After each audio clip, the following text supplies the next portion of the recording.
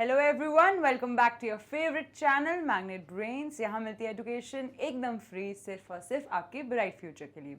So students, मैं हूँ doctor मुस्कान, आपकी बायोटेक्नोलॉजी ट्यूटर, और आज मैं आपके लिए लेकर आई हूँ multiple choice questions chapter number 7 basic processes के।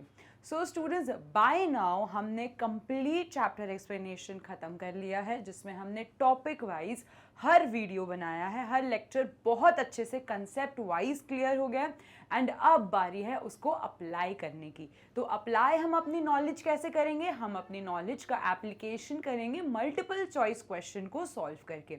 अगर आपको किसी भी पॉइंट पे डाउट हो या आपको कंफ्यूजन हो तो फटाफट आप जाएंगे, प्रीवियस वीडियोस को अच्छे से देखेंगे, अपने कंसेप्ट्स क्लियर करेंगे एंड देन अगेन सारे क्वेश्चन सॉल्व करेंगे। सो स्टार्ट करते हैं हम आज अपने पहले क्वेश्चन के साथ, जो है question number 1, the process involved in the RNA formation. अब वो आपसे पूछ रहे हैं कि कौन सी प्रोसेस है जो इन्वॉल्व होती है in RNA formation on the DNA template.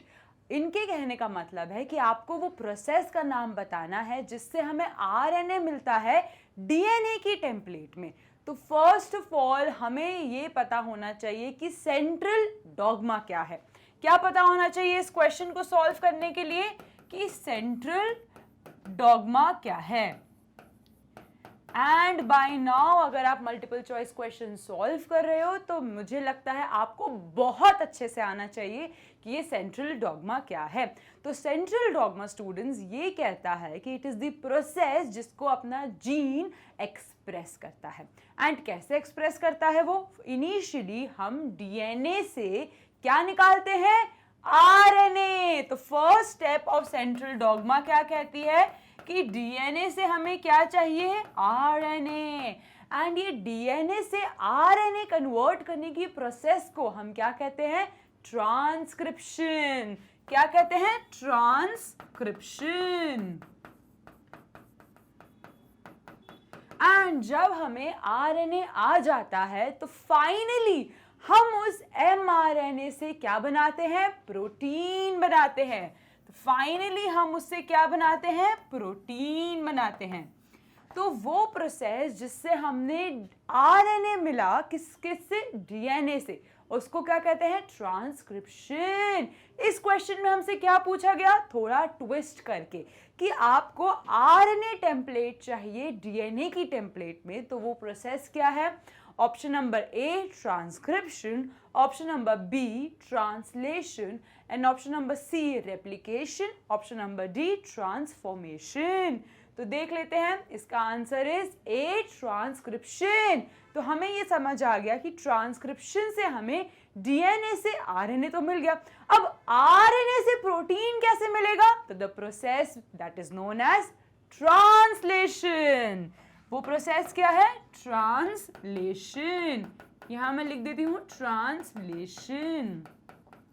तो ट्रांसलेशन से मुझे क्या मिलेगा? मुझे मेरे आरएनए से क्या मिल जाएगा? प्रोटीन। एंड फाइनली जब मुझे प्रोटीन मिल जाता है मतलब मेरे जीन का कंप्लीट एक्सप्रेशन हो चुका है।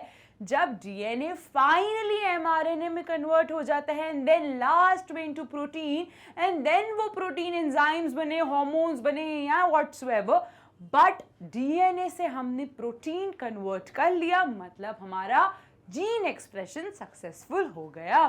सो this question is clear to you all. चलो let's move to our next question. Now question number 2, the enzyme required for transcription. तो बाय नाउ मैम ने आपको क्लियर कर दिया कि व्हाट इज ट्रांसक्रिप्शन। अब आपको बताना है कि enzyme which is required for transcription. Option number A restriction enzymes, option number B DNA polymerase, option number C RNA polymerase and option number D RNase. अब आप मुझे इन सारे एंजाइम्स के बारे में बताओगे पर्सनली ना। Option number A restriction enzymes, क्या ऐसे कुछ नाम का एंजाइम आपने पूरे चैप्टर में सुना था? नहीं, तो ये तो आपका ऑप्शन हो ही नहीं सकता। रेस्ट्रिक्शन एंजाइम्स तो एप्लीकेबल ही नहीं है ट्रांसक्रिप्शन में। Now option number D DNA polymerase, अब आप मुझे बताओ कि डीएनए पॉलीमरेज का मेन फंक्शन क्या है? DNA polymerase plays an important role in DNA replication. यहां पे इसका काम क्या है? डीएनए को रेप्लिकेट करना, डीएनए को रेप्लिकेट करना। एंड ये डीएनए पॉलीमरेज एक एंजाइम के बिना काम ही नहीं कर सकता। जल्दी बताओ वो एंजाइम कौन सा है? प्राइमेज। तो प्राइमेज के बिना डीएनए पॉलीमरेज रेप्लिकेट ही नहीं कर पाएगा डीएनए को। तो क्या DNA polymerase plays an important role in transcription? No, तो ये वाला ऑप्शन भी एक्सक्लूड हो गया। Now option number C, RNA polymerase. आप मुझे बताओ आरएनए पॉलीमरेज ट्रांसक्रिप्शन करवाता है? तो यस, बिल्कुल कराता है। आरएनए पॉलीमरेज ये मेरा ट्रांसक्रिप्शन यूनिट है, ये मेरा ट्रांसक्रिप्शन यूनिट है। This is my RNA polymerase. ये रहा मेरा आरएनए पॉलीमरेज। अब बच्चों आरएनए पॉलीमरेज प्लस क्या चाहिए रहता है जिससे मैं ट्रांसक्रिप्शन कराती हूं? दो चीजें मुझे चाहिए आरएनए पॉलीमरेज को इनिशिएट करने के लिए ट्रांसक्रिप्शन। कौन सी हैं वो दो चीजें? तो पहली चीज है प्रमोटर एरिया। क्या है? Promoter area. Without promoter area क्या ट्रांसक्रिप्शन हो पाएगा? नो, नहीं हो पाएगा। एंड आरएनए पॉलीमरेज को कौन बाइंड करता है प्रमोटर एरिया में जिसकी वजह से रेप्लिकेशन होता है? हमारा सिग्मा फैक्टर। तो क्या इंपॉर्टेंट हुआ? Sigma factor. So now we know कि ट्रांसक्रिप्शन कराने के लिए सबसे इंपॉर्टेंट एंजाइम जो हमें चाहिए वो कौन सा है? तो वो है हमारा option number C, RNA polymerase. And RNA polymerase के साथ साथ जो दो चीजें चाहिए ट्रांसक्रिप्शन को इनिशिएट करने के लिए, कौन सी है वो? Promoter area and sigma factor. Very good. Now tell me about option number D, RNAs. Ma'am ये आरएनएज क्या है? तो स्टूडेंट्स अगर आपने मेरे वीडियोस अच्छे से देखे हैं तो बाय नाउ यू नो कि हमारा ट्रांसक्रिप्शन हो रहा है न्यूक्लियस में। कहाँ हो रहा है? यहाँ पे न्यूक्लियस में हो रहा है हमारा ट्रांसक्रिप्शन। एंड आफ्टर ट्रांसक्रिप्शन जब मुझे डीएनए से क्या मिल जाता है? मेरा आरएनए। तो यहाँ पे मैंने डीएनए से क्या बना दिया? एमआरएनए। अब ये जो एमआरएनए है जो न्यूक्लियस में मुझे ट्रांसक्रिप्शन से मिला स्टूडेंट्स, इसके पास बहुत सारे क्या हैं? Introns and exons. क्या है? Introns and exons. ऐसे alternating we have introns exons, introns exons. Clear students? अब बच्चों ये जो इंट्रॉन्स हैं ये बहुत खराब है, ठीक है? ये जो इंट्रॉन्स हैं ये बहुत खराब हैं, इनको हमें हटाना है। बेसिकली इंट्रॉन्स बहुत ही खराब चीज है, ठीक है? इन खराब चीजों को मुझे हटाना है। तो मैं क्या करूंगी? मैं करूंगी पोस्ट ट्रांसक्रिप्शनल मॉडिफिकेशंस। क्या करूंगी मैं? Post transcriptional modifications. एंड ये जो पोस्ट ट्रांसक्रिप्शनल मॉडिफिकेशंस हैं ये क्या क्या होते हैं? सबसे पहले तो मेरा जो एमआरएनए है that will go under splicing. क्या होगा? स्प्लाइसिंग। एंड स्प्लाइसिंग कौन कराते हैं? हमारे स्प्लाइसियोसोम्स। कौन कराएंगे? स्प्लाइसियोसोम्स। तो फाइनली स्प्लाइसिंग करके मैंने क्या हटा दिए? इंट्रॉन्स को हटा दिया। इन इंट्रॉन्स को हटा दिया तो अब मुझे क्या मिलेगा? अब मुझे मिलेगी मेरी चेन जिसमें सिर्फ क्या है? जिसमें सिर्फ एक्सॉन्स हैं। अब स्टूडेंट्स अगर ये एक्सॉन्स वाला एमआरएनए कहाँ चला जाएगा? साइटोप्लाज्म में। यहाँ पे सिर्फ एक्सॉन्स वाला एमआरएनए अगर कहाँ चला गया? साइटोप्लाज्म में, तो वहां पर माय डियर स्टूडेंट्स एक बहुत ही कह सकते हो डेविल बैठा है, ठीक है? वहां पे एक डेविल बैठा है जिसका नाम क्या है? RNAs, जिसका नाम क्या है? RNAs। ये जो डेविल है ये आपके एक्सॉन्स वाले mRNA को डिस्ट्रॉय कर देगा, ये आपके mRNA को डिस्ट्रॉय कर देगा। तो इसको RNAs की एक्सो एक्टिविटी को बचाने के लिए हमें क्या चाहिए? हमें चाहिए कैपिंग एंड टेलिंग। तो पोस्ट ट्रांसक्रिप्शनल मॉडिफिकेशन में मैं स्प्लाइसिंग के बाद क्या कराऊंगी? Capping and tailing. अब कैपिंग किससे होती है? कैपिंग होगी 5 प्राइम एंड पे 7 मिथाइल गुआनोसिन की, एंड टेलिंग क्या होगी? एडेनाइलाइट टेल्स ऐड हो जाएंगी 3 प्राइम एंड पे। तो अब जो फाइनल mRNA है जिसको हमने स्प्लाइसिंग करा दिया, इंट्रॉन्स हटा दिए, फिर हमने कैपिंग करा दी, टोपी चढ़ा दी कहाँ पे? 5 प्राइम एंड पे, किसकी? 7 मिथाइल गुआनोसिन की। उसके बाद पूंछ लगा दी कहाँ? 3 प्राइम एंड पे, किसकी? पॉलीएडेनाइलेट की। तो अब जो फाइनल एकदम रेडी होने वाला mRNA है, अब वो mRNA साइटोप्लाज्म में जाएगा। तो जब फाइनली ये जो न्यूक्लियस से जो मुझे क्या मिला था? mRNA मिला था, आफ्टर पोस्ट ट्रांसक्रिप्शनल मॉडिफिकेशन, जो कौन सी है? Splicing, capping and tailing. तो इन सब के बाद मैं अपना mRNA कहाँ दूंगी? साइटोप्लाज्म में। और अब ये साइटोप्लाज्म में mRNA किस में कन्वर्ट होगा? प्रोटीन में। किस में कन्वर्ट होगा? प्रोटीन में। एंड वो प्रोसेस क्या है? मेरी ट्रांसलेशन।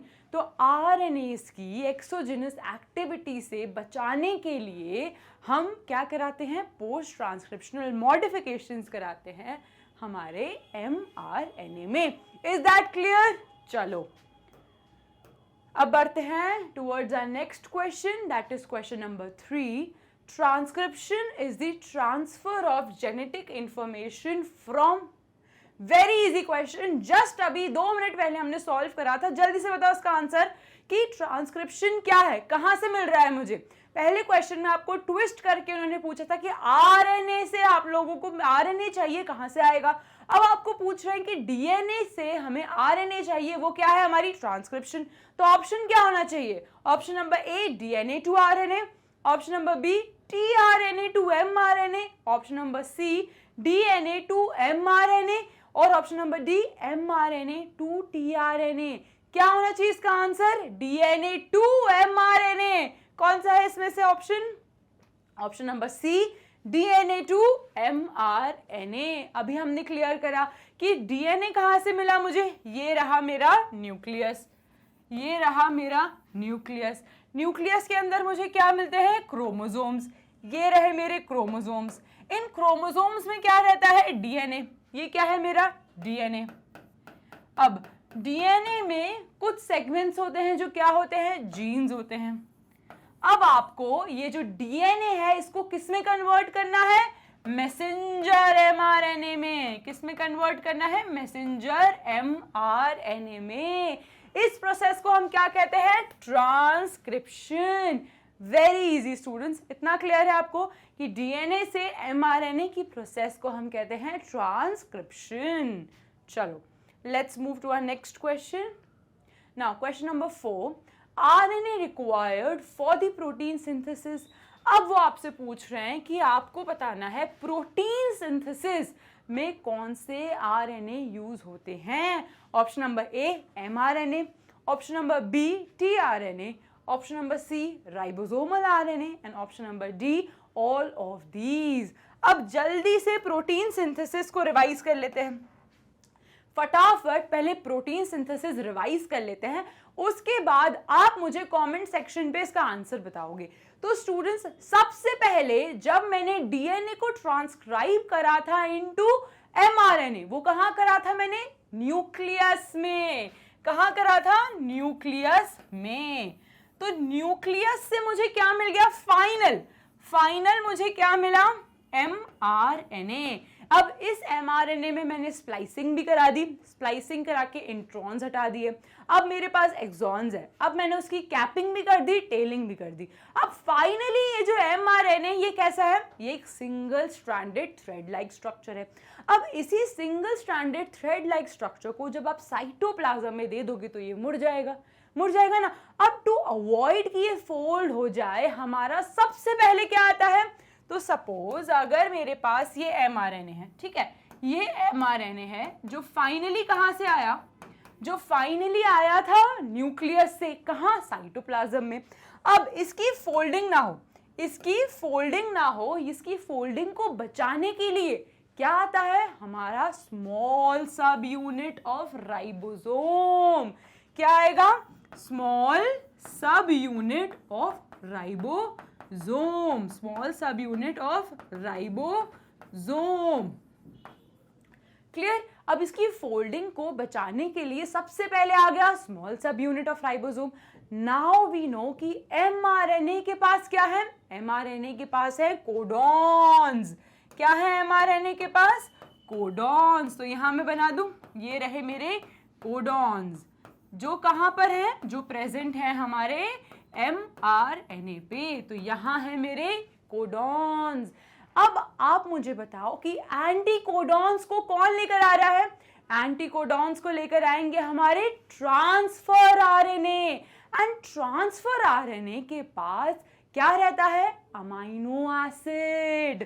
क्या रहता है, अमाइनो एसिड। तो यहां मैं बना दूं मेरे क्या, ट्रांसफर mRNA।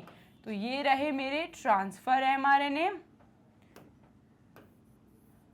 क्लियर स्टूडेंट्स, इनके पास क्या होगा, इनके पास होगा एंटीकोडॉन्स। तो यहां मैं लिख दूं, यहां क्या होंगे मेरे एंटीकोडॉन्स। ये क्या है, मेरे एंटीकोडॉन्स। अब ये जो एंटीकोडॉन्स हैं, ये किसके एंटीकोडॉन्स है, अमाइनो एसिड के। किसके एंटीकोडॉन्स हैं, अमाइनो एसिड के। तो यहां पे क्या होगा इनके पास, अमाइनो एसिड। तो ट्रांसफर आरएनए क्या लाता है, अमाइनो एसिड। एंड उस अमाइनो एसिड के एंटीकोडॉन्स, जब वो अमाइनो एसिड के एंटीकोडॉन्स लाता है तो वो कहां जाके अटैच होगा, वो mRNA के कोडॉन्स के साथ जाके अटैच होगा। तो इस तरीके से होती है कॉम्प्लीमेंट्री बेस पेयरिंग।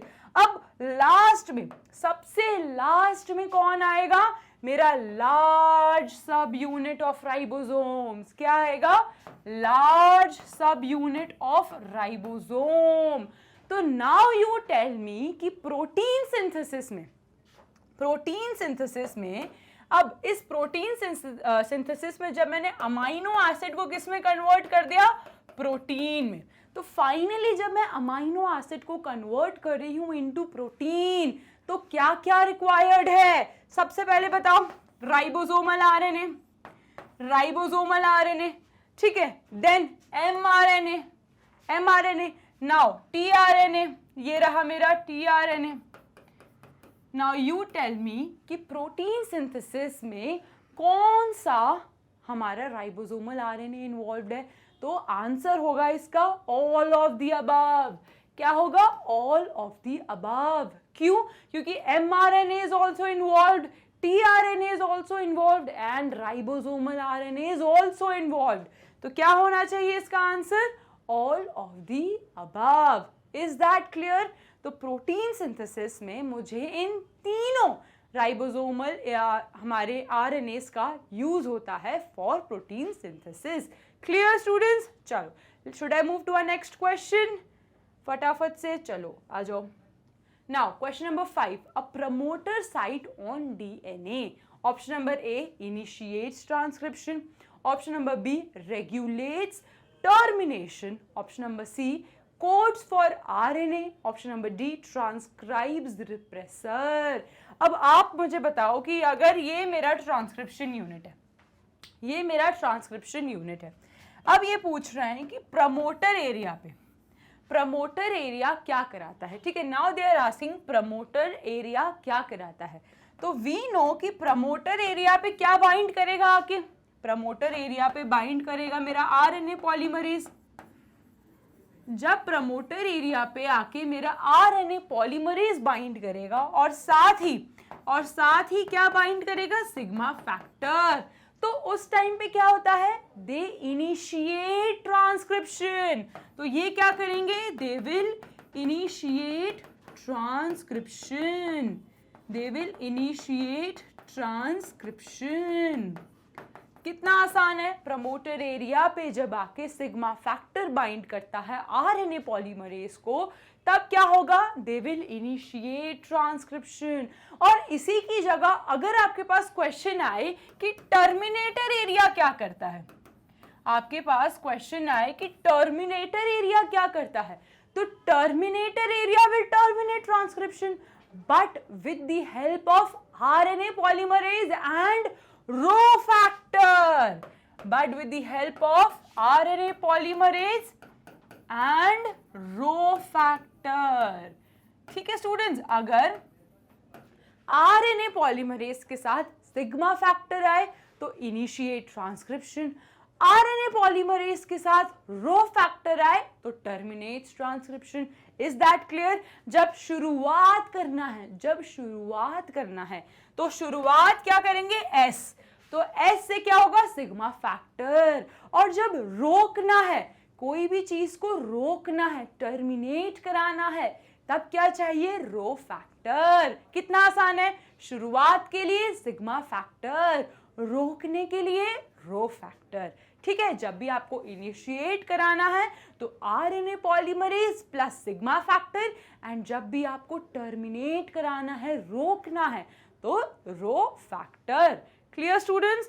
तो इसका आंसर होना चाहिए promoter site will initiate transcription. चलो,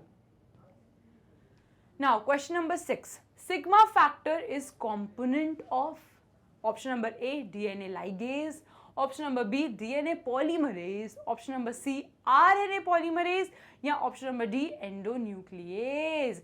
वेरी इजी, क्या होना चाहिए, आरएनए पॉलीमरेज, ये रहा मेरा आरएनए पॉलीमरेज।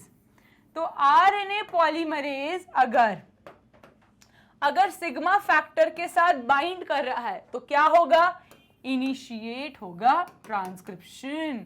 और यही अगर वो किससे बाइंड कर रहा है, रो फैक्टर से बाइंड कर रहा है, तो क्या होगा, टर्मिनेशन। क्या होगा, टर्मिनेशन। तो क्वेश्चन आपसे क्या पूछ रहा है कि sigma factor is the component of, ये क्या है, व्हाट इट इज, ये क्या है, ये है आरएनए पॉलीमरेज। तो सिग्मा फैक्टर किसका कंपोनेंट होगा, आरएनए पॉलीमरेज का। तो इसका आंसर क्या होना चाहिए, option number C RNA polymerase. Clear students? चलो, now question number 7, what is the main function of transfer RNA in relation to protein synthesis? अब ये आपसे पूछ रहे हैं कि जो मेरा ट्रांसफर आरएनए है, ठीक है, जो मेरा ट्रांसफर आरएनए है, कुछ इस तरीके से दिखता है, वो उसका मेन फंक्शन क्या है। तो हमें पता है कि ट्रांसफर आरएनए क्या कैरी करता है, ट्रांसफर आरएनए कैरी करता है अमाइनो एसिड। क्या कैरी करता है, अमाइनो एसिड। एंड ये अमाइनो एसिड वो कहां जाके पहुंचाता है, एमआरएनए पे। यही अमाइनो एसिड वो कहां जाके पहुंचाता है, एमआरएनए पे। तो मेन काम ऑफ ट्रांसफर आरएनए का क्या है, अमाइनो एसिड को ट्रांसफर करना एमआरएनए को फॉर प्रोटीन सिंथेसिस। तो main function of transfer RNA क्या होगा, ट्रांसफर करना of amino acid to protein synthesis. कहां पे, एमआरएनए की टेम्पलेट पे। अब आप मुझे बताओ कि अमाइनो एसिड कहां अटैच होता है, तो अमाइनो एसिड टीआरएनए के 3 प्राइम एंड पे अटैच होता है। कहां होता है, 3 प्राइम एंड पे। एंड उस आर्म को हम क्या कहते हैं, एसीसी आर्म। अगर क्वेश्चन आपको घुमा फिरा के आए कि अमाइनो एसिड कहां अटैच है हमारे ट्रांसफर आरएनए पे, तो आप गलत नहीं होंगे। क्यों? क्योंकि आपको मैम ने अच्छे से बताया कि हमारा टीआरएनए पे अमाइनो एसिड 3 प्राइम एंड पे कहाँ, ACC आर्म पे आके अटैच होता है। क्लियर स्टूडेंट्स, आप ऑप्शंस देख लेते हैं। तो ऑप्शन नंबर ए है inhibits protein synthesis. Very very wrong. क्या इनहिबिट कर रहा है प्रोटीन सिंथेसिस? नहीं, उसका तो काम ही है प्रोटीन सिंथेसिस कराना। ना option number B proof reading, no. Option number C identifies amino acid and transport them to ribosomes. Yes, क्योंकि नाम ही है ट्रांसफर आरएनए, तो ट्रांसफर ही जिसका नाम है उसका काम क्या होगा? ट्रांसफर करना। क्या ट्रांसफर करेगा? Amino acids. तो ट्रांसफर आरएनए का काम है to transfer amino acid to mRNA, and mRNA कहाँ होता है? राइबोसोम्स पे। तो अगर आप पे क्वेश्चन आए कि टीआरएनए का काम है transfer amino acid to ribosome, तो ये सही है, यस ये भी सही है। अगर क्वेश्चन आए ट्रांसफर हमारे अमाइनो एसिड टू एमआरएनए, ये भी सही है। Clear students, option number D all of the above, no. तो इसका आंसर क्या होना चाहिए? Option number C identifies amino acid and transport them to ribosomes. Is that clear students? चलो let's move to our next question. Now question number 8, RNA polymerase जो है OQA 953 has polypeptide chains. अब आप मुझे बताओ कि जो मेरा RNA polymerase है उसके पास कितनी पॉलीपेप्टाइड चेन्स है? पहली क्या है? अल्फा, दूसरी हमारी अल्फा 2, फिर बीटा, बीटा प्राइम, उसके बाद क्या आती है? हमारी सिग्मा फैक्टर। क्या आता है? Sigma factor. ये सब मिला के क्या बनता है मेरा? RNA polymerase. अब ये जो है, जो चीजें हैं ये कितनी है? 5। तो टोटल कितना होगा? तो 5 चेन्स होंगी ना। तो अगर आपसे क्वेश्चन आए कि आरएनए पॉलीमरेज के पास कितनी चेन्स है, तो RNA polymerase has 5 chains, 1 alpha, alpha 2, beta, beta prime and sigma factor. Is that clear? चलो now question number 9, which site of tRNA molecule hydrogen bond to mRNA molecule? कौन सा ऐसा part है जो tRNA को mRNA से hydrogen bond कराता है? Option number A codon, option number B anti codon, option number C 5 prime end of tRNA molecule, option number D 3 prime end of tRNA molecule. अब आप मुझे बताओ कि कौन सा, ये रहा मेरा tRNA का, ये रहा मेरा tRNA का स्ट्रैंड, ये रहा मेरा 3 प्राइम एंड। 3 प्राइम एंड का काम तो मुझे बताया अभी मैम ने, क्या? अमाइनो एसिड को कैरी करना। अब ये रहा मेरा एंटी कोडॉन आर्म। क्या है ये? Anti codon arm.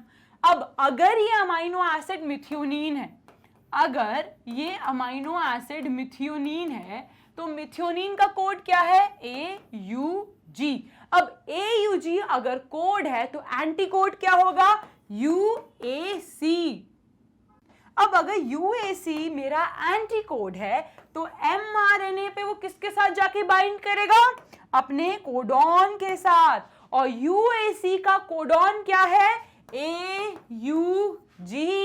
ठीक है, तो अगर मेरे पास अमाइनो एसिड मिथ्योनीन का है जो कोड करता है AUG का, तो उसके एंटी कोडॉन क्या होगा? UAC। अब वो एंटी कोडॉन जाके mRNA में क्या किससे बाइंड करेगा? अपने कोडॉन से। तो UAC का कोडॉन क्या होगा? हमारा AUG। अब क्वेश्चन आपसे पूछ रहा है कि विच साइट ऑफ tRNA, मतलब ये रहा मेरा tRNA molecule, hydrogen bonds to mRNA molecule. कौन सा ऐसा पार्ट है tRNA का जो mRNA से अटैच हो रहा है? तो कौन सा साइट है? आप बताओ कौन सा साइट है? ये देख रहे हो व्हाट इट इज? ये कौन सा साइट है? ये कौन सा साइट है जो जाके अटैच हो रहा है किससे? मेरे mRNA के मॉलिक्यूल। तो क्या होना चाहिए इसका आंसर? क्या होना चाहिए? क्या है ये आर्म? Anti codon arm. तो एंटी कोडॉन आर्म किससे अटैच होता है? मेरे mRNA के कोडॉन आर्म से। तो tRNA के एंटी कोडॉन का पार्ट किससे अटैच होगा? कोडॉन से ऑफ mRNA। यही क्वेश्चन है आपसे कि mRNA के साथ हाइड्रोजन बॉन्ड tRNA का कौन सा पार्ट बनाता है? वेरी इजी, हमें पता है एंटीकोडॉन बनाता है। Clear students? चलो let's move to our next question. I hope अभी तक आपकी सारी नॉलेज फटाफट से ब्रश अप हो चुकी होगी, है ना? कोई डाउट हो तो do let me know, I will definitely clear your doubts. चलो now question number 10। The DNA chain acting as a template for RNA synthesis has the following order bases। ये अब what will be order of mRNA? अब इस question को आने से पहले थोड़ा सा बेसिक क्लियर कर लेते हैं। वो बेसिक है कि मुझे पता है डीएनए, ये रहा मेरा डीएनए। डीएनए से किस में कन्वर्ट होता है बच्चों? एमआरएनए में। किस में कन्वर्ट होता है? एमआरएनए में। अब माय डियर, मेरे प्यारे बच्चे, अब आप मुझे बताओ डीएनए क्या है? डीऑक्सीराइबोज। आरएनए क्या है? Ribonucleic acid. अब आप मुझे बताओ कि ये जो डीऑक्सीराइबोज शुगर है, इसके पास नाइट्रोजन बेसिस कौन से हैं? इसके पास है adenine, guanine, thymine, cytosine. Clear? अब बॉन्डिंग कैसे होती है? A double bond T, G triple bond C. Bonding कैसे होती है? A double bond T, G triple bond C. इतना मुझे पता है, ए जी सी टी मारो। ठीक है, अब ए बॉन्ड करता है टी के साथ, एडेनिन बॉन्ड करता है थाइमिन के साथ, एंड ग्वानिन बॉन्ड करता है साइटोसिन के बाद। लेकिन मेरे प्यारे बच्चों, अगर ये डीएनए का सीक्वेंस मुझे किस में कन्वर्ट करना है? एमआरएनए में। किस में कन्वर्ट करना है? एमआरएनए में। तो एमआरएनए के पास क्या नहीं होता? एमआरएनए के पास थाइमीन नहीं होता। तो थाइमीन की जगह क्या होगा? यूरासिल। क्या होगा थाइमीन की जगह? यूरासिल। तो यहाँ पे मेरे कोडॉन्स क्या थाइमीन कंसिस्ट करेंगे? नहीं। तो जहां जहां भी थाइमीन होगा वहां क्या आ जाएगा? यूरासिल। तो यहाँ ए किसके साथ बॉइंड करेगा? यूरासिल के साथ। जी किसके साथ करेगा? हमारे ग्लूटामिक किसके साथ करेगा? हमारे साइटोसिन के साथ। Clear students? ये है बेसिक हमारा किसका? ट्रांसक्रिप्शन का। अब आपसे वो कोड पूछ रहे हैं, आपसे वो कोड पूछ रहे हैं ए G C T T C G ए। ठीक है, आपसे ये कोड है डीएनए का, ये कोड है डीएनए का। आपको इसमें कन्वर्ट करना है किसमें? आरएनए में। तो ए किसके साथ बॉइंड करेगा? जल्दी बताओ, जल्दी जल्दी जल्दी बताओ। आप मेरे से पहले सॉल्व कर सकते हो ये क्वेश्चन। ठीक है, ए किसके साथ बॉइंड करेगा? यू के साथ। जी किसके साथ करेगा? सी के साथ। सी किसके साथ करेगा? जी के साथ। अब यहाँ पे तो थाइमीन है, इसकी जगह क्या आ जाएगा? ए सी जी जी सी। अब ए क्या होगा? यू। तो फाइनल जो आरएनए का सीक्वेंस है वो क्या है? U C G A G C U. Final ये है। अब ये कौन सा ऑप्शन है? जल्दी बताओ। ये है हमारा option number D. Clear students? तो अगर ऐसा कोई भी क्वेश्चन आए तो by now I am sure कि आप सॉल्व कर लोगे ना? तो अगर कर लोगे तो लाइक करो फटाफट से इस वीडियो को, शेयर करो, सब्सक्राइब करो। चलो आगे बढ़ते हैं। Now question number 11। Choose the statement which is correct about gene transcription. Option number A, transcript is identical to the coding strand and complementary to the template strand. Transcript is identical to the template strand and complementary to the coding strand. Transcript is identical to both coding and template strand. अब basically वो आपसे gene transcription का correct statement पूछ रहे हैं। अब अगर students ये मेरी स्ट्रैंड है, तो ये चीज आपको हमेशा याद रखनी है कि ये दोनों स्ट्रैंड एक दूसरे से क्या रहती हैं? एंटी पैरेलल रहती हैं। अब मैंने आपको बताया था कि 3 प्राइम वाला, 3 किससे स्टार्ट हो रहा है? टी से। तो टी जो 3 प्राइम वाला स्ट्रैंड रहता है वो हमेशा कैसा रहता है? मेरा टेम्पलेट स्ट्रैंड। और 3 प्राइम वाले टेम्पलेट स्ट्रैंड में ही क्या होता है? ट्रांसक्रिप्शन होता है। क्या होगा? ट्रांसक्रिप्शन होगा। तो यहाँ पे सारे टी क्या कराएंगे? ट्रांसक्रिप्शन कराएंगे। 3 वाला टी भी ट्रांसक्रिप्शन कराएगा, टेम्पलेट वाला टी भी ट्रांसक्रिप्शन कराएगा, और ट्रांसक्रिप्शन तो हो ही रहा है। तो इसको याद करने का क्या तरीका है कि 3 मतलब टी मतलब टेम्पलेट स्ट्रैंड, तो 3 प्राइम से 5 प्राइम वाला क्या होगा? मेरा template strand, and template strand पे ही क्या होगा? ट्रांसक्रिप्शन होगा। तो यहाँ पे वो पूछ रहे हैं कि ट्रांसक्रिप्ट क्या है? आइडेंटिकल है to coding strand and complementary to the template strand. अब आप मुझे बताओ कि ट्रांसक्रिप्शन हो रहा है तो उसका दूसरा स्ट्रैंड क्या होगा? कॉम्प्लीमेंट्री स्ट्रैंड होगा। अब कॉम्प्लीमेंट्री स्ट्रैंड होगा मतलब वहां पे एंटी कोडॉन्स होंगे, और फाइनली क्या निकलेगा? mRNA निकलेगा। क्या निकलेगा? mRNA निकलेगा, और ये mRNA क्या होगा? ट्रांसलेट होगा इनटू प्रोटीन्स। तो इसका आंसर क्या होना चाहिए कि a transcript is identical to coding strand and complementary to the template strand. अब देखो बच्चों, ये क्या है? ये है मेरा टेम्पलेट स्ट्रैंड, ठीक है। 3 प्राइम टू 5 प्राइम क्या है? मेरा टेम्पलेट स्ट्रैंड, ठीक है। अब ये टेम्पलेट स्ट्रैंड पे मुझे पता है क्या होगी? ट्रांसक्रिप्शन होगी। क्या होगी? ट्रांसक्रिप्शन होगी। ट्रांसक्रिप्शन होगी तो क्या होगा? फाइनली जीन जो प्रेजेंट है इस टेम्पलेट स्ट्रैंड पे, इस टेम्पलेट स्ट्रैंड पे जो जीन प्रेजेंट है वो किस में कन्वर्ट होंगे? Into mRNA। तो जब ये टेम्पलेट स्ट्रैंड क्या एक्ट करेगी? ये टेम्पलेट स्ट्रैंड एक्ट करेगी एक टेम्पलेट की तरह। अब इस टेम्पलेट स्ट्रैंड पे क्या होगा? कॉम्प्लीमेंट्री बेस पेयरिंग होगी।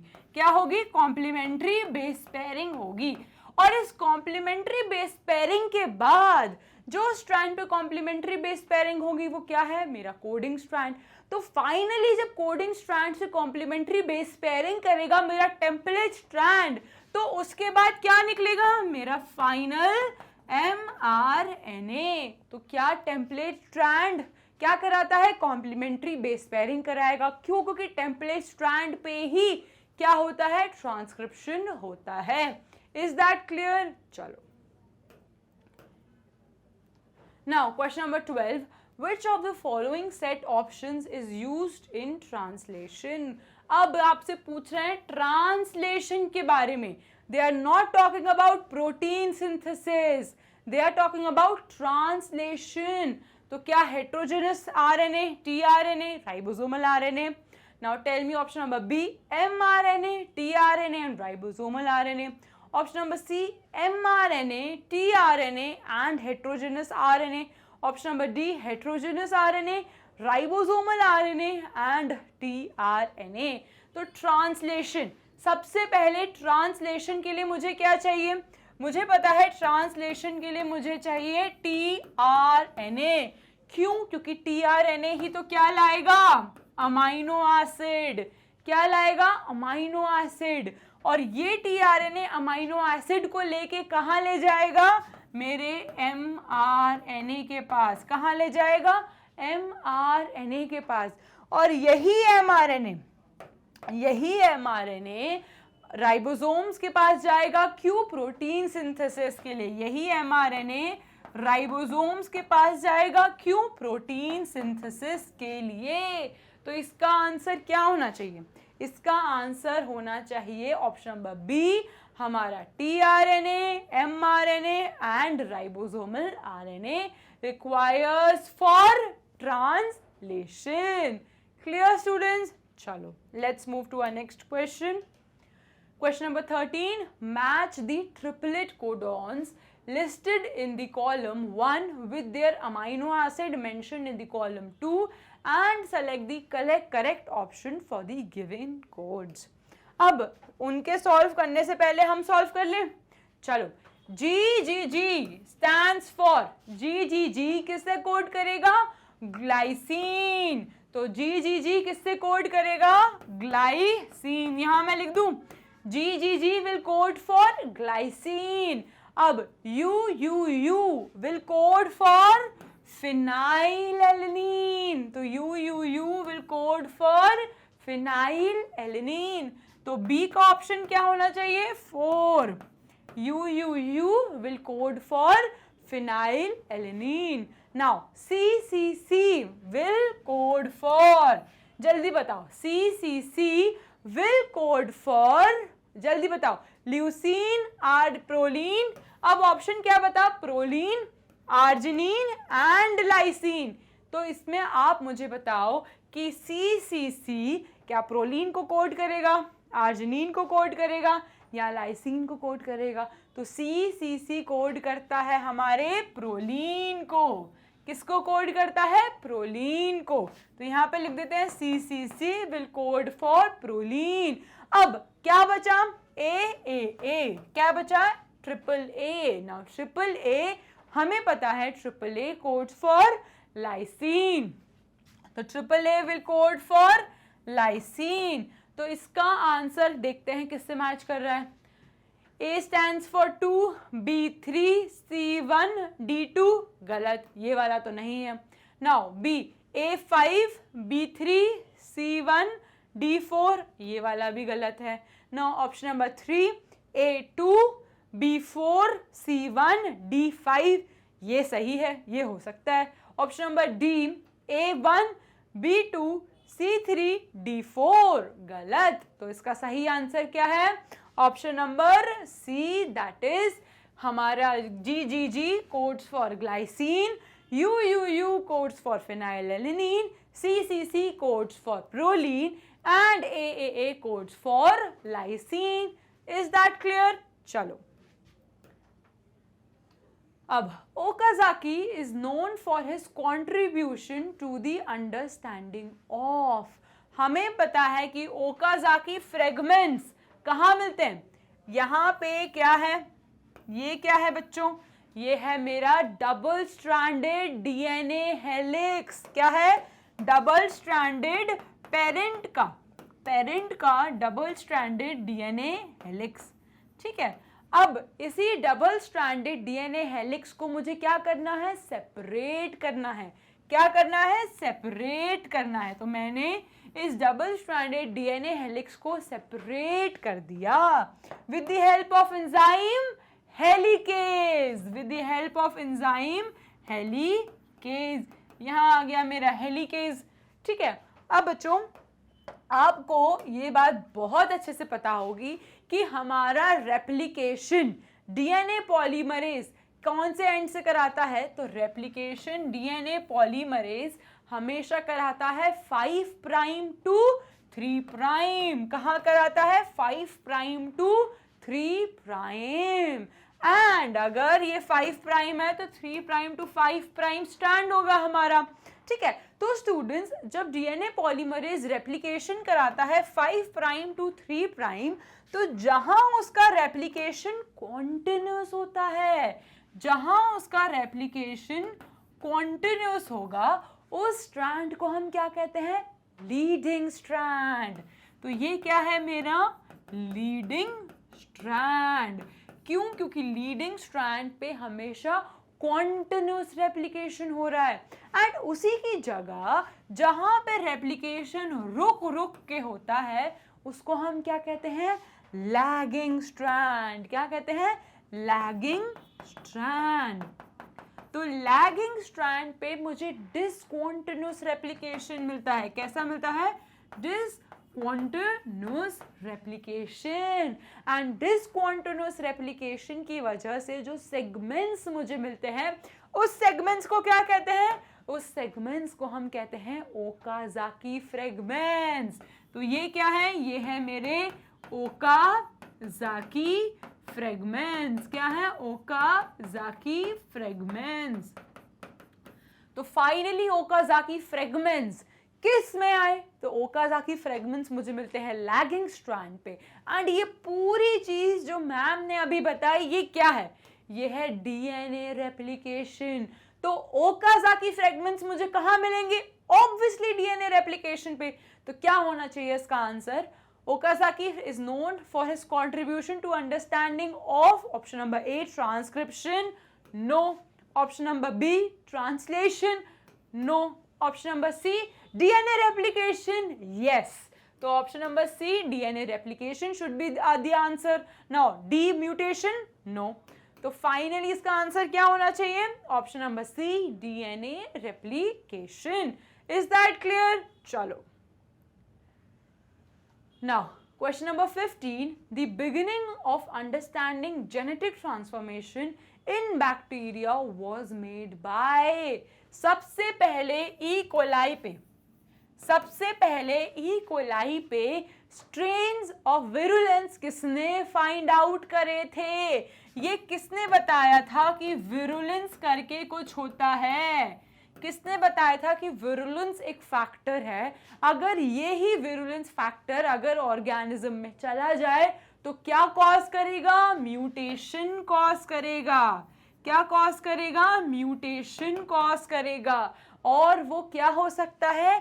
लीथल हो सकता है. क्या हो सकता है?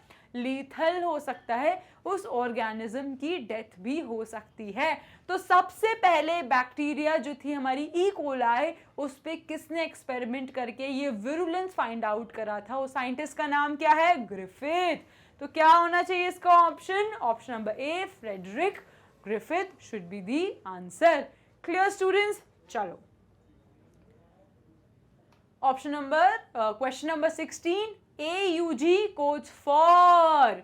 हमें पता है AUG क्या है? AUG है हमारा स्टार्ट कोडॉन. क्या है? Start codon.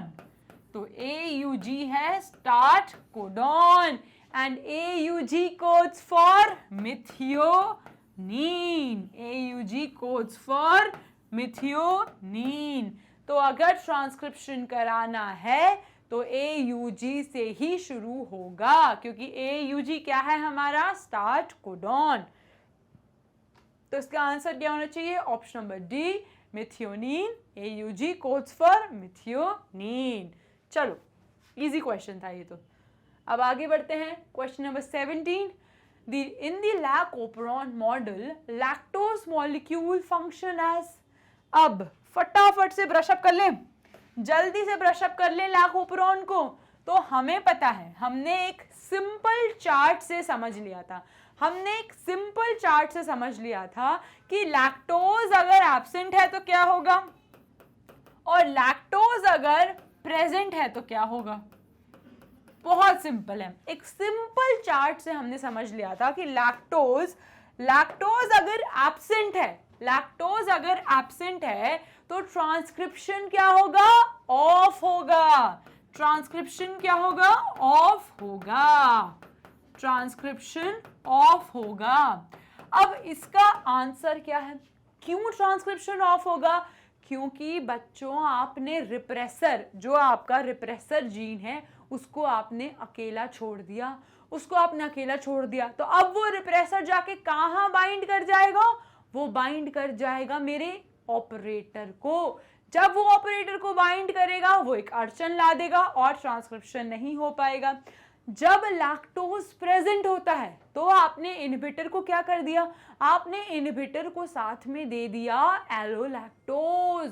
अब वो एलोलैक्टोज के साथ बाइंड कर जाएगा तो वो ऑपरेटर को अकेला छोड़ देगा. अगर ऑपरेटर अकेला है तो वो क्या कराएगा? ट्रांसक्रिप्शन कराएगा.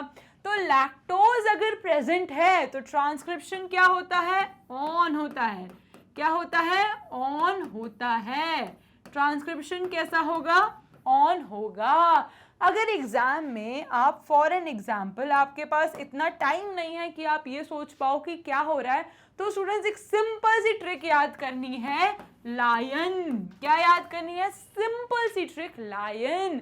लैक्टोज की प्रेजेंस में operon is an inducible operon. तो in the presence of lactose operon कैसा है? Inducible. कैसा है? Inducible. And transcription क्या है? On.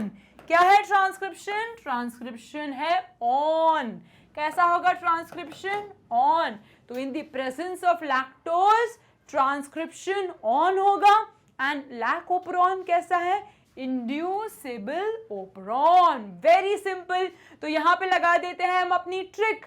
तो हमारी ट्रिक के अकॉर्डिंग कि लैक्टोज की प्रेजेंस में लैक्टोज की प्रेजेंस में लैकोपेरॉन कैसा है, इंड्यूसिबल ओपेरॉन। एंड क्यों है, क्योंकि वो रिप्रेसर को जाके बाइंड करता है और ऑपरेटर को छोड़ देता है। तो क्या होना चाहिए इसका answer, option number A, inducer which binds with the operator gene. Now गलत, अगर इंड्यूसर है तो ऑपरेटर जीन को बाइंड करे तो ट्रांसक्रिप्शन तो ऑफ होना चाहिए ना, तो very wrong answer. Now repressor which binds to the operator gene, नहीं, क्योंकि ये तो इंड्यूसर है, तो ये भी ऑप्शन नहीं होना चाहिए। अब inducer which binds with the repressor protein, yes, क्योंकि ये रिप्रेसर प्रोटीन को जाके बाइंड कर देता है। यहां पे है मेरा रिप्रेसर, ये है मेरा रिप्रेसर प्रोटीन, ठीक है, यहां पे क्या बाइंड करता है, एलो लैक्टोज। तो मेरे रिप्रेसर को जाके बाइंड करके ये कैसा बना देता है, ये बना देता है इनएक्टिव इनहिबिटर। क्या बना देता है, इनएक्टिव इनहिबिटर। जब इसे ये इनएक्टिव इनहिबिटर बना देगा तो ये क्या कराएगा, ट्रांसक्रिप्शन करवाएगा। तो ये कैसा है, इंड्यूसिबल ओपेरॉन। क्यों, क्योंकि रिप्रेसर प्रोटीन से जाके बाइंड कर देगा तो ऑपरेटर अकेला हो जाएगा। ऑपरेटर अकेला है तो वो क्या करवाएगा, ट्रांसक्रिप्शन करवाएगा। तो इसका आंसर क्या होना चाहिए, ऑप्शन नंबर सी, इंड्यूसर। क्यों, क्योंकि it's bind to the repressor protein. Is that clear? चलो, इतना तो मुझे लगता है आप अभी तक समझ ही गए होगे, बहुत आसान है, बस ये ट्रिक याद कर लो, लायन, इससे सॉल्व हो जाएगा। लैक्टोज की प्रेजेंट में it acts as an inducible operon and transcription is on. Clear students? चलो आगे बढ़ते हैं। नाउ क्वेश्चन नंबर 18 क्या है देख लेते हैं। अ recessive mutant is one which is, option number A, not expressed, option number B, rarely expressed, option number C, expressed only in homozygous state, option number D, expressed only in हमारी heterozygous state। अब अगर मुझे पता है, ठीक है, मेरे को पता है कि small T and capital T. Now capital T कैसा है स्टूडेंट्स, डोमिनेट ट्रेट, कैसा है, डोमिनेटिंग ट्रेट। एंड जो स्मॉल टी है वो कैसा है, वो है मेरा रिसेसिव ट्रेट। कैसा है, रिसेसिव ट्रेट। तो अगर रिसेसिव ट्रेट को प्रोजेनी में अकर होना है तो कैसा होना पड़ता है। अब आप मुझे बताइए, अगर यहाँ पे कैसा है, यहाँ पे है होमोजाइगस टॉल, कैसे हैं, होमोजाइगस टॉल, कैसे हैं, होमोजाइगस टॉल। और यहाँ पे मैं ले लेती हूँ, यहाँ पे इंस्टेड ऑफ हेट्रोजाइगस, आप एक्सप्लेन करती हूँ मैं आपको, होमोजाइगस रिसेसिव से, ठीक है, होमोजाइगस रिसेसिव, ठीक है, ये रहे मेरे होमोजाइगस रिसेसिव। अब स्टूडेंट्स, अगर मेरे पास मैं यहाँ पे क्रॉस बनाऊं, यहाँ पे मैं क्रॉस बनाऊं, तो मेरे क्रॉस में क्या होगा, मेरे क्रॉस में कुछ इस तरीके का आएगा, कुछ इस तरीके का आएगा। अब आप मुझे बताओ, इस क्रॉस के अकॉर्डिंग ये कैसे हो गए, हेट्रोजाइगस टॉल। ये सारे कैसे हैं, हेट्रोजाइगस टॉल, कैसे हैं, हेट्रोजाइगस टॉल। जब भी डोमिनेटिंग ट्रेट प्रेजेंट है तो क्या रिसेसिव ट्रेट अपने आप को एक्सप्रेस कर पाएगा। इन सारी कंडीशन में आप मुझे बताओ, क्या मुझे कोई डुऑफ मिलेगा, कोई भी डुऑफ नहीं मिलेगा। क्यों नहीं मिलेगा, क्योंकि यहाँ पे डोमिनेटिंग ट्रेट प्रेजेंट है। कौन सी कंडीशन में, हेट्रोजाइगस कंडीशन में। अगर मेरे रिसेसिव ट्रेट को प्रोजेनी में अपने आप को एक्सप्रेस करना है तो उसको कैसा प्रेजेंट होना पड़ेगा, उसको प्रेजेंट होना पड़ेगा होमोजाइगस स्टेट में। कैसा होना पड़ेगा, होमोजाइगस स्टेट में। जब वो होमोजाइगस स्टेट पे आएगा तभी वो एक्सप्रेस कर पाएगा। क्यों, क्योंकि अगर एक भी डोमिनेटिंग कैरेक्टर आ गया, एक भी डोमिनेटिंग कैरेक्टर आ गया तो वो अपने आप को एक्सप्रेस ही नहीं कर पाएगा। एक भी डोमिनेटिंग कैरेक्टर मतलब वो अपने आप को एक्सप्रेस नहीं कर पाएगा। Is that clear? तो इसका आंसर क्या होना चाहिए, option number C, expressed only in homozygous state.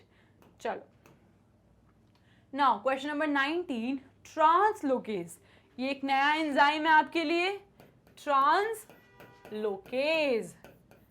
Now they are asking कि ट्रांसलोकेज एंजाइम किसके काम आता है? Option number A DNA replication, option number B RNA synthesis, option number C initiation of protein synthesis, या option number D protein synthesis chain elongation. तो बच्चों बस इतना याद कर लो कि ट्रांसलोकेज जो एंजाइम है उसका काम क्या होता है? चेन एलोंगेशन का। क्या काम रहता है? चेन एलोंगेशन का। तो अगर आपके पास क्वेश्चन आए कि ट्रांसलोकेज का एंजाइम किस लिए यूज होता है, तो जब भी हमें चेन का एलोंगेशन कराना है तब आता है हमारा ट्रांसलोकेज एंजाइम। तो इसका आंसर क्या होना चाहिए? Option number D protein synthesis chain elongation में एंजाइम आता है ट्रांसलोकेज। और इसी की जगह ट्रांसलोकेज की जगह अगर पेप्टिडाइल ट्रांसफरेज होता, ट्रांसलोकेज की जगह पेप्टिडाइल ट्रांसफरेज होता तो आंसर क्या होता? जल्दी बताओ। अगर ट्रांसलोकेज की जगह पेप्टिडाइल ट्रांसफरेज होता तो ये एंजाइम किस काम के लिए आता है? ये एंजाइम आता है किसके लिए? जल्दी बताओ कमेंट सेक्शन में। इसका आंसर होना चाहिए पेप्टाइड बॉन्ड फॉर्मेशन। किसके लिए आता है? Peptide bond formation. तो अगर आपके पास क्वेश्चन आए कि ट्रांसलोकेज एंजाइम किसके लिए आता है? चेन एलोंगेशन के लिए। एंड क्वेश्चन आए पेप्टिडाइल ट्रांसफरेज किसके लिए काम आता है, तो peptide bond formation. Is that clear? चलो let's move to next question. चलो question number 20। In prokaryotes, the process of replication is catalyzed by enzyme. We know कि हमारी बॉडी में डीएनए रेप्लिकेशन में, हमारी बॉडी के DNA replication without enzymes possible नहीं है। तो अब ये आपसे पूछ रहे हैं कि हमारी बॉडी में रेप्लिकेशन के लिए क्या चाहिए? Enzymes. Now identify which of the enzyme is best coordinate. In words को बहुत स्पेसिफिकली न ध्यान देना है क्योंकि ये पूछ रहे हैं कि कौन सा सबसे ज्यादा सही मैच है। अब ऑप्शन नंबर ए हेलिकेज। तो हेलिकेज सुनते ही आपके दिमाग में क्या आना चाहिए? It unwinds the DNA. क्या काम है इसका? Unwinds the double stranded DNA. तो यहां पे इसके साथ क्या ऑप्शन में है? Joins the end of DNA segment. तो क्या ये सही आंसर है? नहीं। तो ऑप्शन ए तो करेक्ट नहीं है। क्यों? क्योंकि हेलिकेज का काम क्या है? अनवाइंड कराना डीएनए सेगमेंट को। Now option number B DNA polymerase 1 synthesis of DNA. Yes हो सकता है ये आंसर। क्यों? क्योंकि विदाउट डीएनए पॉलीमरेज सिंथेसिस नहीं हो सकता। लेकिन DNA polymerase can not synthesize alone, it requires an enzyme which is known as primase. तो यहां अगर ऑप्शन में होता कि प्राइमेज के साथ DNA polymerase helps in synthesis of replication तो वो सही आंसर होता। Now option number C DNA polymerase 2 erase the primers and fills the gaps। नहीं, ये किसका काम है? एक्सोन्यूक्लियेज एक्टिविटी का। किसका काम है? एक्सोन्यूक्लियेज एक्टिविटी का। ठीक है। और students erases the primer and fills the gap। क्या ये काम डीएनए पॉलीमरेज का है? नहीं। Now option number D primase synthesis of RNA primers. Primase का काम क्या होता है? आरएनए प्राइमर्स प्रोवाइड करना। क्या काम करना है उसका? RNA primers. एंड ये आरएनए प्राइमर्स क्या है? ये 10 to 12 न्यूक्लियोटाइड लॉन्ग एक टेम्पलेट होते हैं। क्यों होते हैं? क्योंकि यहाँ पे क्या रहता है मेरा 3' to 5' एंड। अब जो 3' to 5' एंड होता है उस 3' के पास नए न्यूक्लियोटाइड्स ऐड करवाने के लिए हम एक प्राइमर प्रोवाइड करते हैं। क्योंकि 5' वाला अकेले 5 प्राइम वाला अकेले रेप्लिकेशन नहीं करवा पाएगा, उसको रेप्लिकेशन करवाने के लिए 3 प्राइम क्या प्रोवाइड करता है, हमारे 3 प्राइम प्रोवाइड करता है nitrogenous bases attach to hydroxyl group. क्या प्रोवाइड करेगा 3 प्राइम को, हमारे nitrogenous bases attach to hydroxyl group, क्योंकि 5 prime can not alone transcribe, उसको क्या चाहिए 3 प्राइम, और वो 3 प्राइम कौन प्रोवाइड करता है, मेरा प्राइमर। अब प्राइमर कौन बनाता है, प्राइमेज। तो क्या ऑप्शन नंबर डी सही है, प्राइमेज सिंथेसाइज आरएनए प्राइमर्स, हाँ तो ये ऑप्शन सही है, तो ये ऑप्शन हो सकता है। तो देख लेते हैं क्या ये ऑप्शन है, तो हाँ ये ऑप्शन करेक्ट है कि प्राइमेज का काम क्या है, सिंथेसाइज कराना क्या, हमारे आरएनए प्राइमर्स को। Is that clear? चलो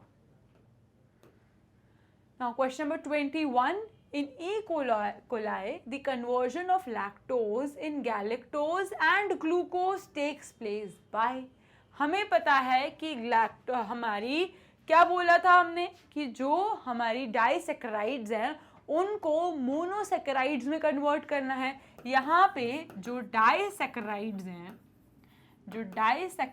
हैं उनको किस में कन्वर्ट करना है, मोनोसैकेराइड्स में। तो जब डाइसैकेराइड शुगर को मोनोसैकेराइड में कन्वर्ट करना होता है तो कौन सा एंजाइम आता है, तो उस एंजाइम का नाम क्या है, बीटा गैलेक्टोसिडेज। क्या नाम है, बीटा गैलेक्टोसिडेज। इसमें ऑप्शन क्या है, बीटा गैलेक्टोकाइनेज नहीं, बीटा गैलेक्टोसिडेज हाँ, बीटा गैलेक्टोसाइडेज नहीं, बीटा लैक्टोसाइडेज नहीं, तो यहाँ पे बीटा गुलू लैक्टोसाइडेज ये भी गलत ऑप्शन है, beta galactosidase is the right answer. तो कौन सा एंजाइम चाहिए हमें, बीटा गैलेक्टोसाइडेज। तो इस एंजाइम का नाम है बीटा गैलेक्टोसाइडेज। तो ऑप्शन क्या होना चाहिए, option number C, beta galactosidase which is required for the conversion of हमारे डाइसैकेराइड्स इनटू मोनोसैकेराइड्स। ठीक है, option number C is the right answer, requires for the conversion of disaccharides into monosaccharides. चलो question number 22, a synthetic mRNA of repeating sequence 5 prime CA।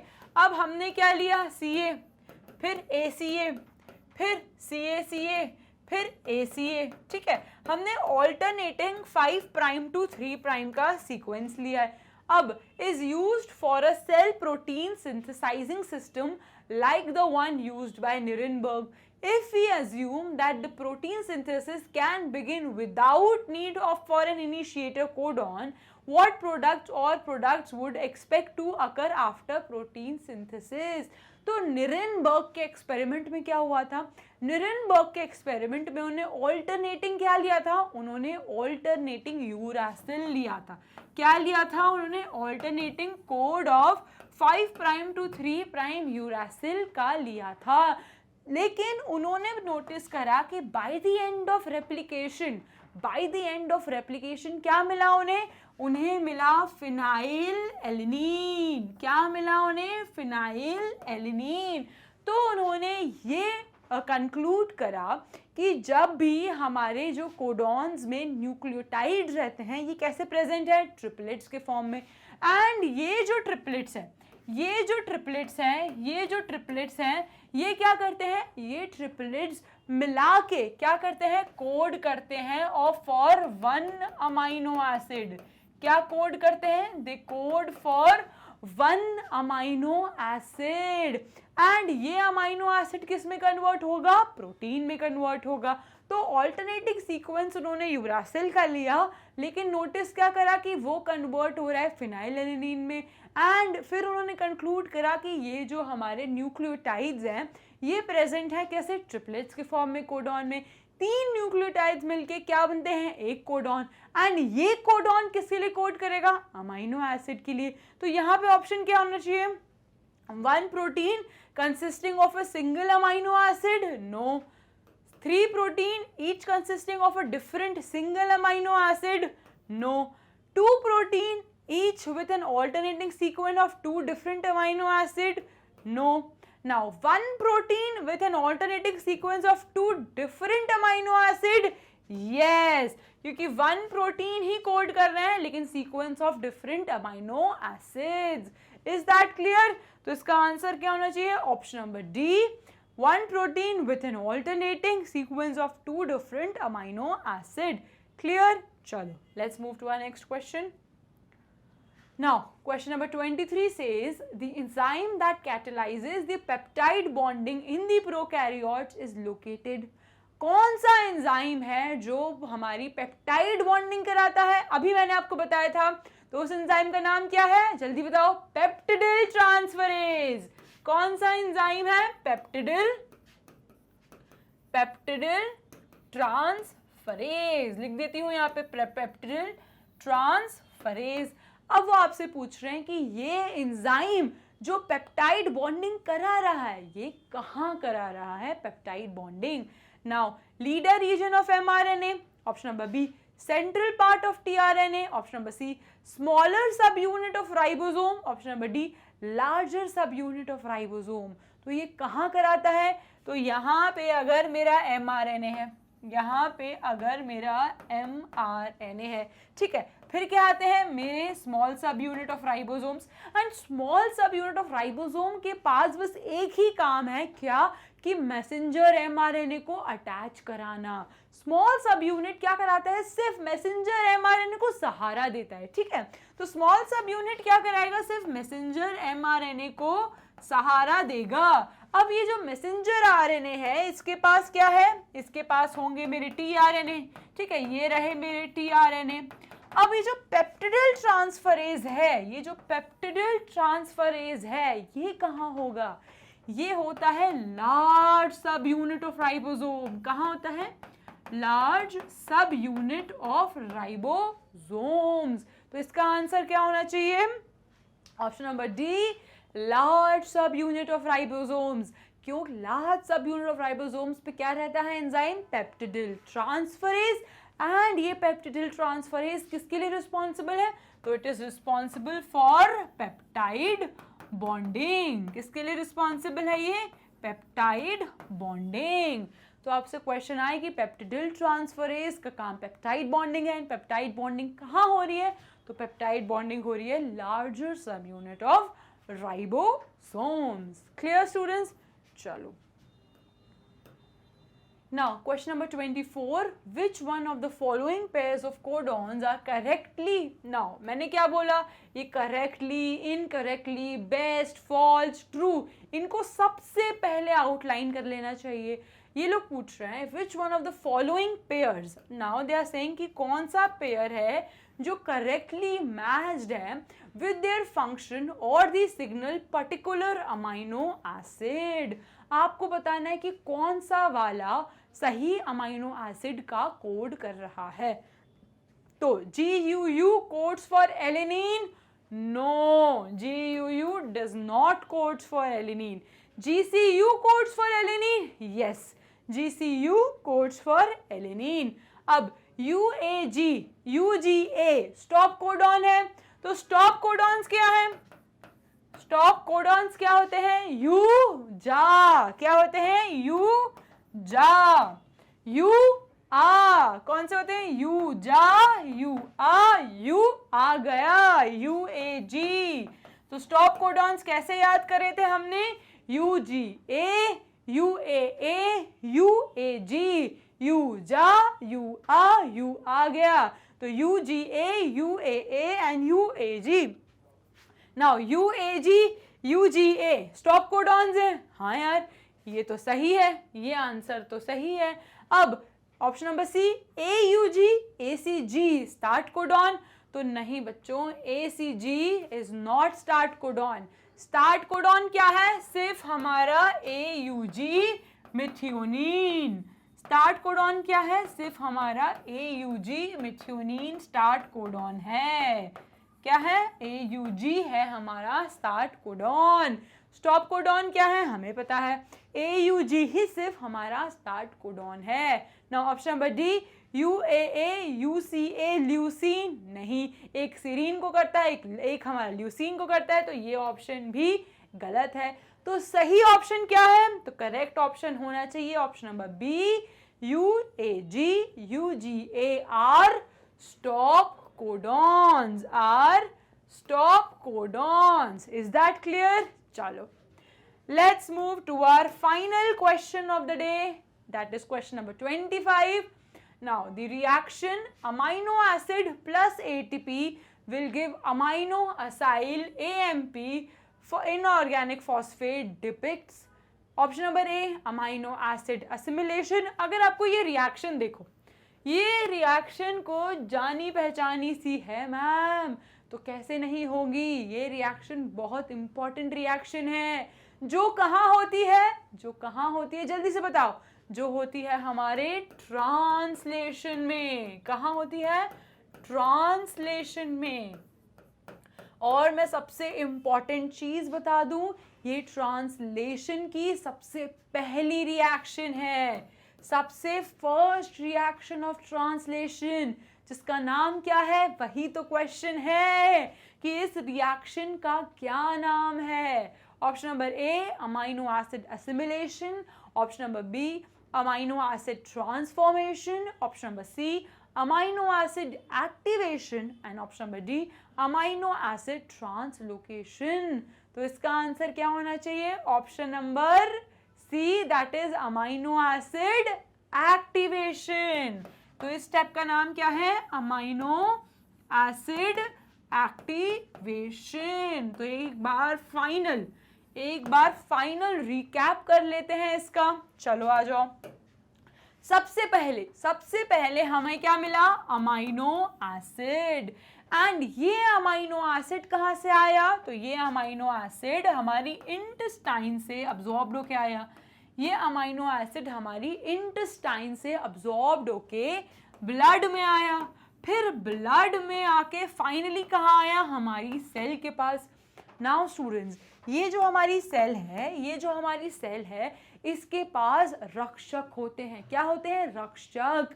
वो रक्षक का काम क्या है? टीआरएनए को जल्दी से बाइंड कर लेना। तो सेल में क्या है? सेल में है हमारे टीआरएनए।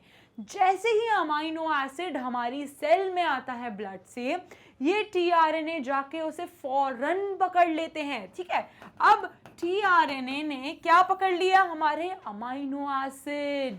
तो अमाइनो एसिड जब टीआरएनए के पास जाते हैं तो इतनी इजीली अटैच नहीं होते। They have to undergo a process which is known as activation of amino acid. What it is known as? Activation of amino acid. अब ये activation of amino acid is highly energetic process and it requires a lot of ATP. क्या चाहिए इसे? बहुत सारा ATP. क्यों? क्योंकि ये एनर्जी डिपेंडेंट प्रोसेस है। And along with ATP it requires an enzyme which is what it is known as amino acyl ATP synthase. क्या बोलते हैं इसे? Amino acyl ATP synthase. Now ये जो अमाइनो असाइल एंजाइम है, इसके पास क्या होता है? इसके पास सबसे पहले जाके क्या अटैच हुआ? मेरा टीआरएनए। क्या अटैच हुआ? टीआरएनए। फिर क्या अटैच होता है? फिर अटैच होता है अमाइनो एसिड। क्या अटैच होगा? Amino acid. अब इस प्रोसेस में मुझे क्या चाहिए? तो एक्टिवेशन में मुझे चाहिए एटीपी। क्या चाहिए? एटीपी। तो फाइनली आफ्टर एक्टिवेशन मुझे क्या मिलता है? मुझे मिलता है मेरा tRNA. along with amino acid. क्या मिलता है? TRNA along with amino acid and energy AMP के फॉर्म में रिलीज होती है। साथ ही साथ इनऑर्गेनिक फॉस्फोरस भी इन्वॉल्व होता है। तो फाइनली इस प्रोसेस के बाद मुझे क्या मिला, tRNA along with amino acid. And ये अमाइनो एसिड tRNA कहाँ लेकर जाएगा, हमारे mRNA के पास। कहाँ ले जाएगा, mRNA के पास। तो फाइनली हमारी क्या हो गई, first step of translation, that is activation of amino acid. तो इसका आंसर होना चाहिए option number C, that is activation of amino acid.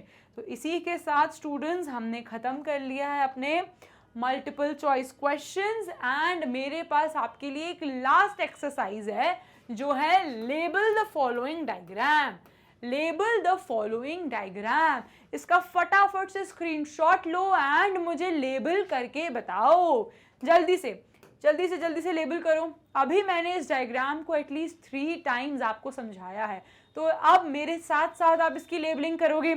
सबसे पहले न्यूक्लियस से ट्रांसक्राइब होके क्या आएगा, mRNA। क्या आएगा, mRNA।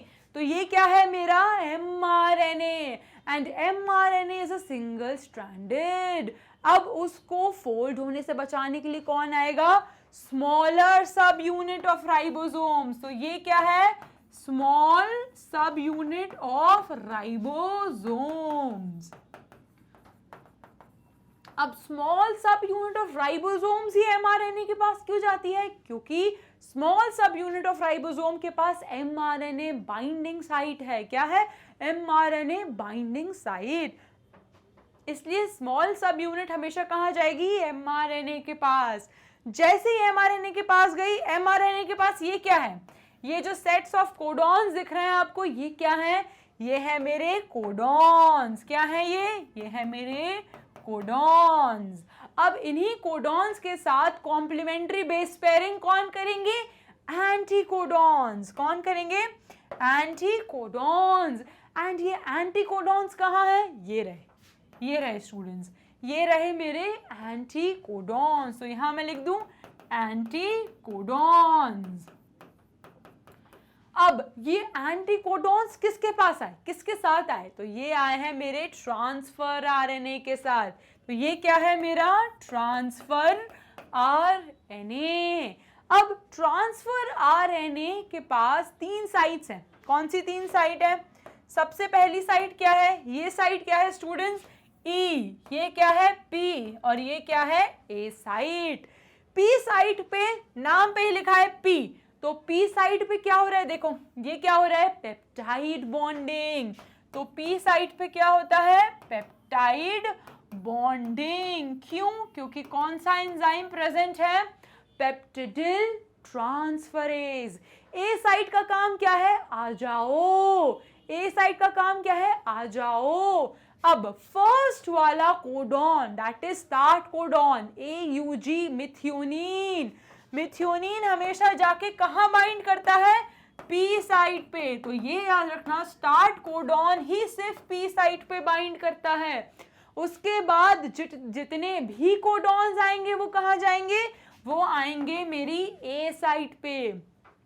Only start codon will bind on P site. Remaining जितने भी आए, जितने भी ले आओ, सब कहाँ आएंगे, ए साइट पे। अब ये ई साइट का क्या काम है मैम, तो ई साइट का काम है एग्जिट कराना। क्या काम है, एग्जिट कराना। तो ए साइट से हम आना कहते हैं कि आ जाओ, पी साइट पे क्या कराते हैं, पेप्टाइड बॉन्डिंग, और ई साइट से क्या कहते हैं, एग्जिट ले जाओ। Is that clear. तो लास्ट में बस हमारा ये बच गया, जो क्या है हमारी large sub unit of ribosomes. क्या है, large sub unit of ribosomes. ये क्या है बच्चों, ये है हमारे अमाइनो एसिड्स। क्या है, अमाइनो एसिड्स, जो कहाँ अटैच रहते हैं, जो अटैच रहते हैं 3 prime of ACC arm of tRNA। 3 prime of ACC arm of tRNA। तो अगर कहीं से भी कोई भी क्वेश्चन आए, आपसे वो बन जाना चाहिए। एंड अगर आपसे सारे क्वेश्चंस बन गए, मतलब मेरा मोटिव MCQ करवाने का सक्सेसफुल हो गया। Clear students? चलो, सो फाइनली इसका स्क्रीनशॉट लेना है तो ले लीजिए एंड अपने आंसर्स मैच करिए. अगर कोई भी चीज़ गलत हो रही है तो वापस जाइए, पढ़िए एंड देन अगेन सॉल्व करिए. चलो, इसी के साथ खत्म होता है हमारे multiple choice question basic processes के. If any doubt do let me know, I will definitely clear your doubts. Magnet Brains students provide करता है एकदम फ्री एजुकेशन सिर्फ और सिर्फ आपके ब्राइट फ्यूचर के लिए. अगर आपको हमारी ऐप डाउनलोड करनी है आप ऐप से पढ़ सकते हो. आपको यूट्यूब पे वीडियोस देखने हैं तो आप यूट्यूब पे वीडियोस देख सकते हो. अगर आपको कहीं भी ये वीडियोस हमारी वेबसाइट पे देखने हैं तो वेबसाइट पे देख सकते हो. तो बेसिकली आपके पास बहुत कंटेंट है, इतना कंटेंट है कि आपके ब्राइट फ्यूचर के लिए वो बहुत ज़्यादा सफिशिएंट है. And that too magnet brains believe करता है एकदम हाई क्वालिटी ऑफ एजुकेशन, वो भी एकदम फ्री ऑफ कॉस्ट. आपसे कोई कूपन कोड नहीं लिया जाएगा, आपसे कोई वीडियोस के बाद 2-3 वीडियोस के बाद अमाउंट चार्ज नहीं करेंगे. यहाँ पे एकदम फ्री एजुकेशन मिलती है ताकि आप अपनी लाइफ में कुछ बहुत अच्छा कर पाएँ. मैग्नेट ब्रेन्स प्रोवाइड करता है high quality education, NTSC, olympiad, CBSE from kindergarten से लेके क्लास 12 तक, IIT, JEE, NEET, UP, Bihar, spoken English, RRBP, SSC, UPSC, सब कुछ अवेलेबल है आपके लिए just on your finger tips. All you have to do is just visit our website और you can download our app, that too बिल्कुल निःशुल्क, एकदम free. या तो आप हमारे यूट्यूब पे वीडियोस देख सकते हैं. इतनी सारी नॉलेज है बच्चों, कुछ पैसे नहीं लगेंगे, सब कुछ एकदम फ्री है. सो देरी किस बात की, अभी लाइक करिए, शेयर करिए, सब्सक्राइब करिए. बहुत सारी नॉलेज जितना ले सकते हैं लीजिए. Thank you so much for watching my video and stay tuned for my next video.